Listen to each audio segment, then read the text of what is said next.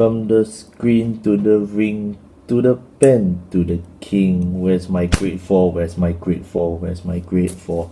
Hey, what's going on, guys? Omniscient Awakening here. Today I am back to cover, by very popular demand, Sword of the People, Bastion Accord.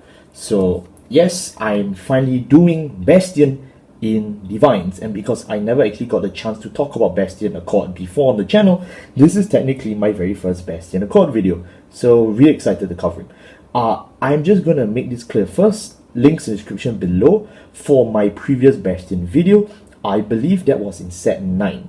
So just so we're all very clear, that video is linked inside. So in case you need a reference to like the previous types of Bastion, there you go. Now we have not covered Bastion for over 2 years now on this channel, so a lot has actually changed in this deck. Today we are going to be covering not only the DivineZ era Bastion, which basically means Bastion but in context of energy, but we will also be talking about him in terms of the support he's gotten, because Bastion has actually gotten a lot of direct and indirect support through the sets. So yeah, I'm gonna try and go through it as encompassingly as I can, because there's a lot of cards that came out since my previous Bastion video. So I will just make a quick disclaimer first. There will be cards I don't talk about. Okay, there are some guys in here that I just never cover, and it's to be expected, because this is Keter Sanctuary's very first deck, right? So there are certain great trees that maybe I don't play that you play, but there's certain options that I play and you don't, and that's entirely to be expected. Okay, so just so we're all very clear that I won't be able to cover everything. This is based on my build of Bastion Accord and how I do it, right? But I would say there are a few ways to build this deck. So if your list is different from mine, don't cry. Please just play test your own versions and see, because that's ultimately the best thing you can do, is to test and try your own versions. Don't just copy people's lists online, because chances are they're lying to you. But I can't say that, right? Because people pay for coaches nowadays. Alright, so let's get into this. The right line is very simple. It's still going to be Bastion's right line from the very first set. So in case you guys aren't older than 7, I'm going to explain it to you. You can play any D series starter, that's completely fine. The only starter I would actually rule out is Criff from Blonezzel, because he actually indicates to your opponent you want to go first. So do yourself a favor, just don't play Criff.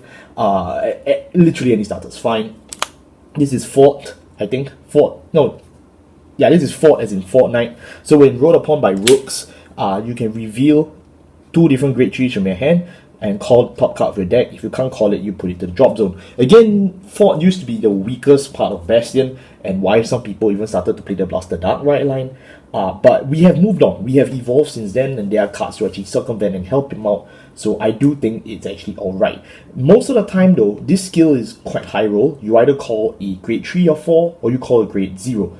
Right, so if you call a grade 3 or 4, ideally call it to the front row to attack with you. If you get a grade 1 or grade 0, call it behind your Vanguard. Okay, that's very important. I don't understand why people don't know this, but your center column for Bastion is actually the column most affected by magic numbers. So as long as you put a trigger, Bastion Accord will swing for 18k minimum, which is actually very devastating when your rearguard columns are much bigger.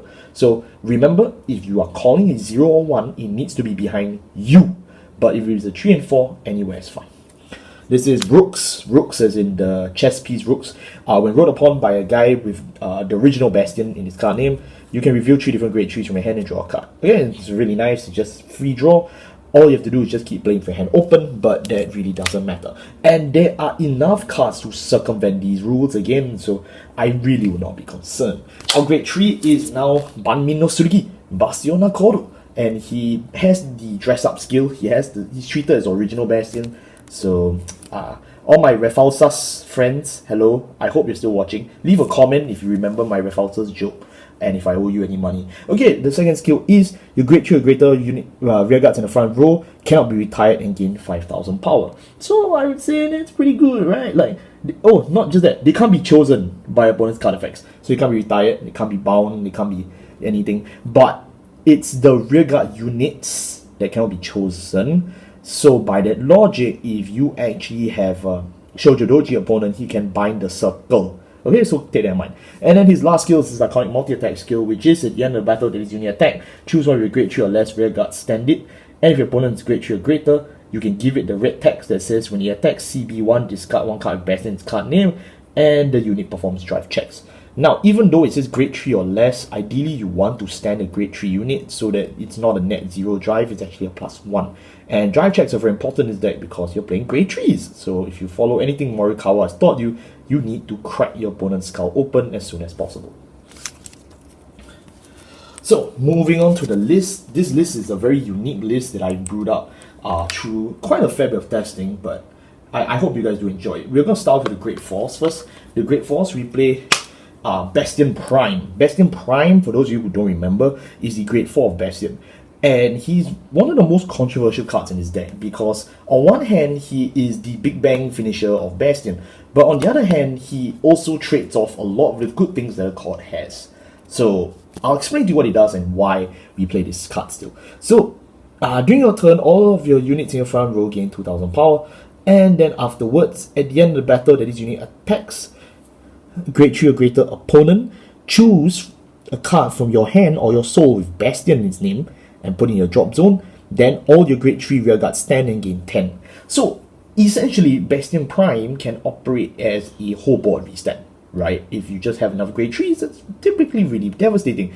The problem is that if you use this, you're giving up a lot of the stability that a Accord used to offer you. Accord actually offers you higher numbers, if you think about it, and a protection effect. Protection is very valuable in today's society. I mean, surely some of you will get that joke. But the thing is that with that in mind, you are actually trading off a lot of safety and a much more stable game plan for an all-out beat-down attack. As much as, yeah, the whole restand board sounds really good and all, it is tied to having Bastion names in your soul or hand. Hand, not so likely. Soul, much more likely. So you want to keep track of the number of Bastions around, and the grade 4 Bastion is still a brick because he's not affected by Accord. So your grade 4 units actually don't help you in your game plan. So it's kind of a gun. But really, you just need one of this guy at like your final turn, and you can really win. But it's no longer an essential part of the game plan. If you ask me, there are some lists that don't even play Bastion Prime anymore.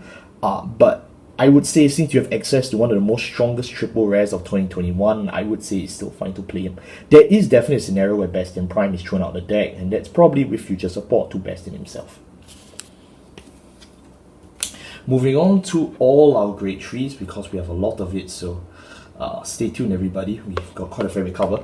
We play 1 Bastion in the right deck, 3 in the main deck, 4 copies of this guy, 3 copies of Sarges, 4 copies of everyone's favorite Alden. I did my Alden's Divine video, links in the description. I was really happy to cover him again. 4 copies of this is Mr. Grandeur Edge Dragon, and then 1 copy of Forbidden Surrogate. Okay, so on first glance, there's not a lot of grade 3s actually. Most Bastion lists are piled to the brim with grade 3s, and you'll see why later. Bastion Accord, we're playing Bastion Accord because it's the Bastion Accord deck, right? Yeah, we want a Persona Right. The Persona Right actually turns your front row attackers from 28 to 38k. So, yeah, actually Persona Right is in that case way more valuable than Bastion Prime, who doesn't give you Persona. So now you can understand why I said we only need one of him as a finisher, but you most of the time stay on Accord. Again, because Bastion is not a deck that's heavily covered in 2024, a lot of people actually forgot their basics on this deck, which is really shameful because like this deck used to be brainless, so I don't get why we have to recover it again. But again, I've enjoyed this deck enough that I'm willing to talk about it because, hey, I mean, if no one's talking about it, then I might as well talk about it, right? So people can be aware of the really fun stuff we actually still have. And speaking of really fun stuff we still have, we have 4 copies of Grandeur Edge. Grandeur Edge is the support card for Bastion Accord, and he's one of the main culprits when I say we have methods to circumvent the right line skill. In your hand, when revealed in your hand for an ability, it counts as 2 grade 3s instead of 1. So instantly, you can just flip 1 Grandeur Edge to fulfill the entire condition of Fortnite, and 1 Grandeur Edge and someone else to fulfill the condition of Rooks. In that scenario, Grandeur Edge now becomes one of the most important cards to mulligan for. But his utility does not stop there. Yes, I said utility. During your turn, if you have a Bastion Vanguard, this unit gets 10,000 power and 10,000 shield during the opponent's turn as well.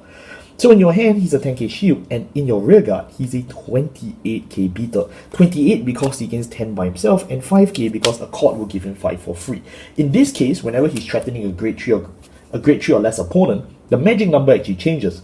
If you're fighting a grade 3, it is a 15k guard. If you're fighting a grade 2, it's a 20k guard. And that is twice. Because I can V-stand. So, this guy is one of the reasons why a lot of people still hate Accord to today. And very frankly, it's a well-deserved hate. Because this guy is so fun, man. It's so easy. Just make sure you open at least one of him in your opening hand and you just cannot go wrong. Anytime you open Grandier Edge in the early game, the late game, he's always such a delight to see. So, yeah. And the 10k shield was nice as well because, it does cover your bum a bit for defensive. I know some people who actually, when playing cards like Grandier Edge, like to play cards like Helemona, or anything that just moves cards to the Guardian Circle from the Rearguard Circle. Some even play the new DivineZ Bastion support, which is Energy Blast 2 and it gains power for every grade 3 on the board. My issue with these two is that they fall completely to control decks. Like, as much as Bastion Accord gives you a protection effect, you have to remember that it only gives it to the front row, right? So unless you're playing a handless Bastion, a lot of times though, these cards don't really profit you later on. So not really much use when your opponent's Varga Raksasha. So all in all though, the focus is to go all in on aggro. If you open it, call it and beat it. If you don't open it, hug it in your hand and use it as shield. We still have a few more, don't worry. 3 copies of Sages. Sages is one of my best friends from Ezel.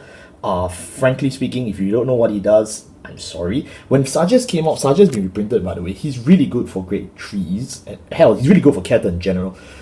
He is the power matcher clone that all of us got in Festival 2023, which is whenever your opponent pulls a drive or damage trigger, this unit gains 10,000 power and 10,000 shield as a continuous effect. Right? So if your opponent checks a defensive or fighting against, this shit, he gets a literal 10k buff. So now your 38k beaters can now hop over defenses, which is just really unfair if you ask me.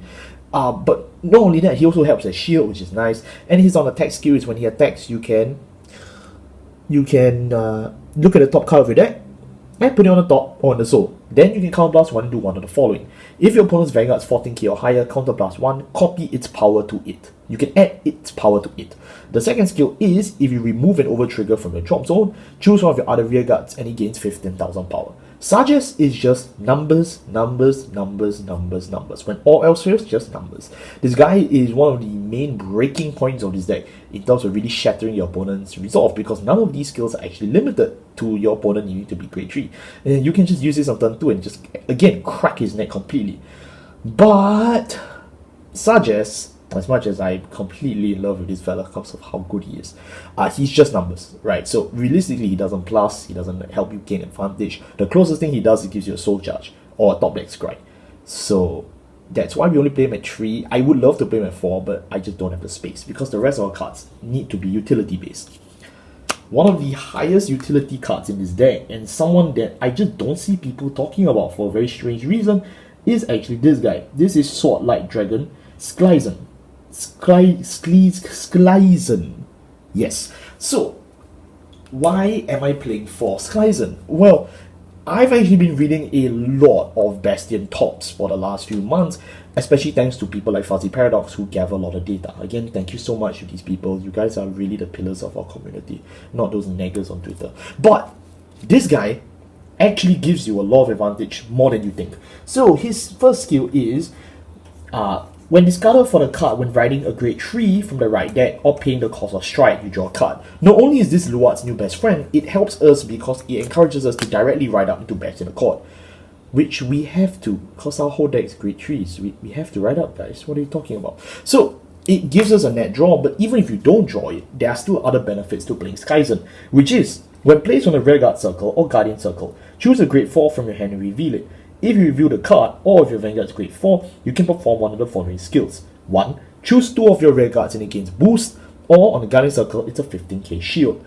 This matters more than you think, because I literally just told you we play 3 copies of Bastion Prime.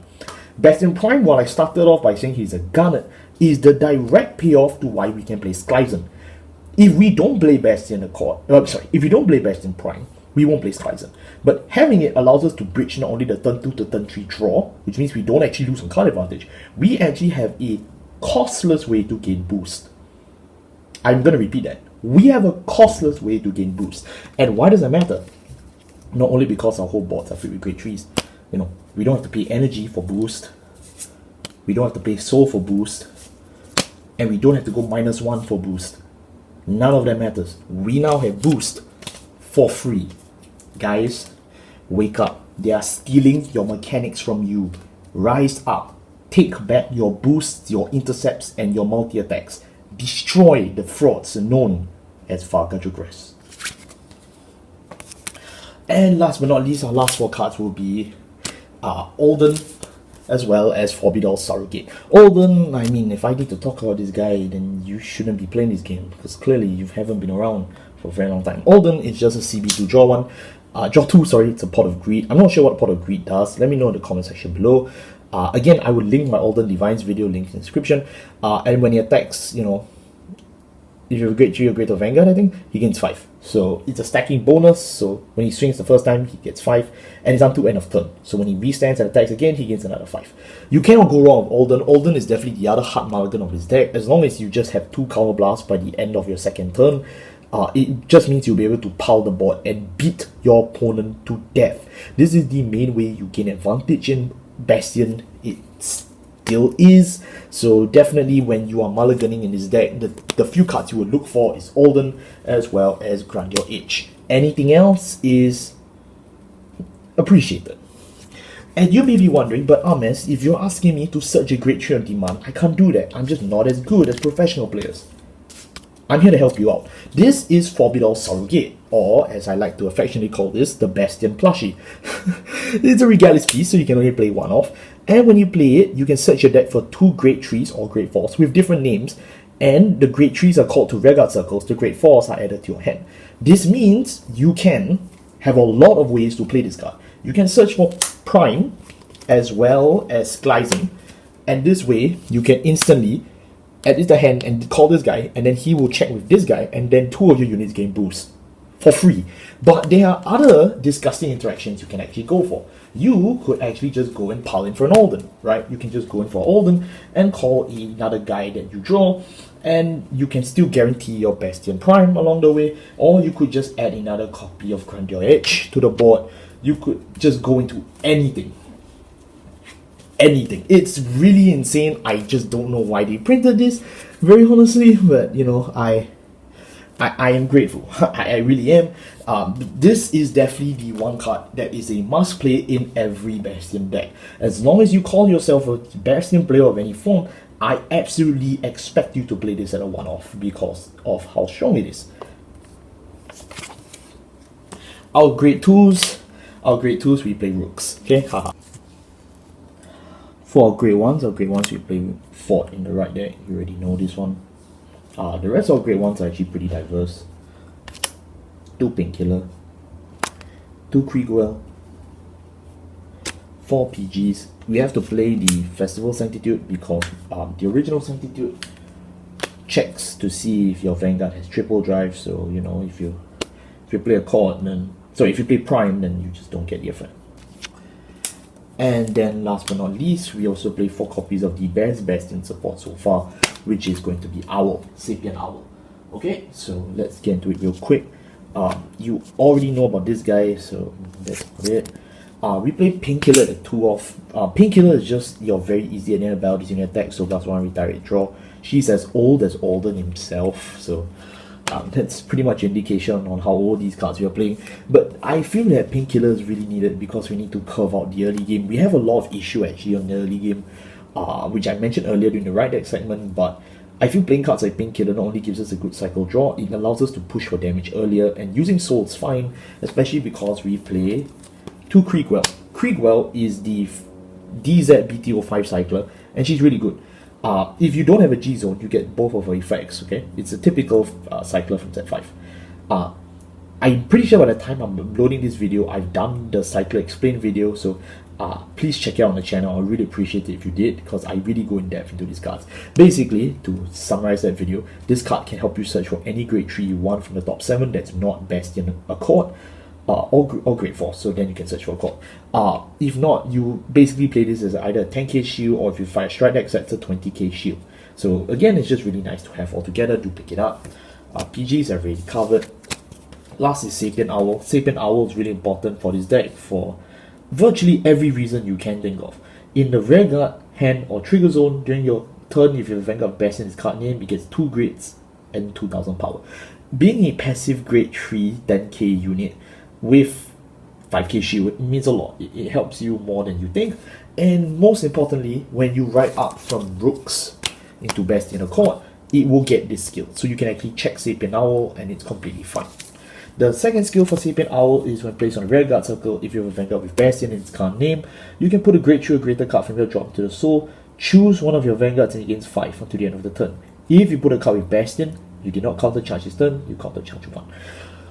It's a free counter charger. It helps you soul charge in a very weird way. It can help you stock up on Bastions for Bastion Prime, which is what I alluded to just now, and it counts as a grade 3. It gives you plus 5k as well, so that your center column Accord will now hit for not only 18k, it will now hit for 23k because of the extra plus 5k from Sapient Owl. So really, this card just solves a lot of the gaps that Bastion used to have. Definitely, it's one of the most impactful promos for this deck. In fact, this is the most impactful promo for this deck. So definitely pick it up if you can.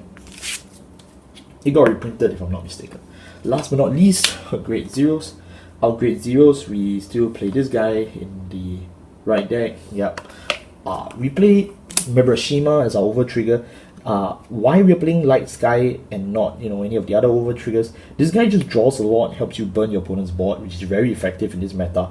The drive checks, we already do drive checks because Bastion Accord gives the rearguard drive checks. So frankly, we don't need more drive checks from Amatinoa. Neither do we need another critical from Ido's Pharaoh, because frankly it does not matter.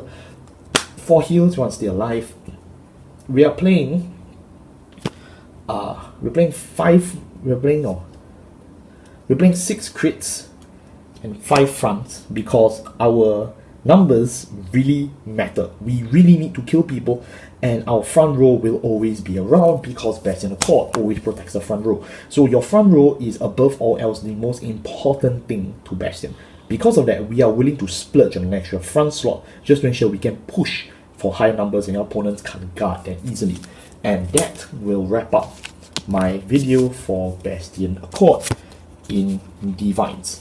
Yes, there are a lot of weird inclusions in this deck and a lot of weird choices, but really, I feel that you need to take the more weirder approach to make Bastion work. Bastion is by no means a bad deck. He definitely has survived from being top dog to still being a relatively, I would say, playable rogue, definitely. His protection effects, his modern cards definitely give him a playable edge because it gives him viability in certain metas that most decks still do not have to today. So that's really about all I can say about Bastion Accord and why I will continue to play him. I still think he's really fun, but I do feel that in the future he does either need an overhaul or just future support, because in definitely another year or two I can see most of these cards being replaced, which is quite sad. But as of now though, it's definitely still fun if you're looking for a relatively cheaper Keter deck that wins you games really easily, and it's for a friend that maybe, has a mental impairment. Pick this deck up. I guarantee you it's really fun. Thank you all so much for watching. I'll see you next time. Take care.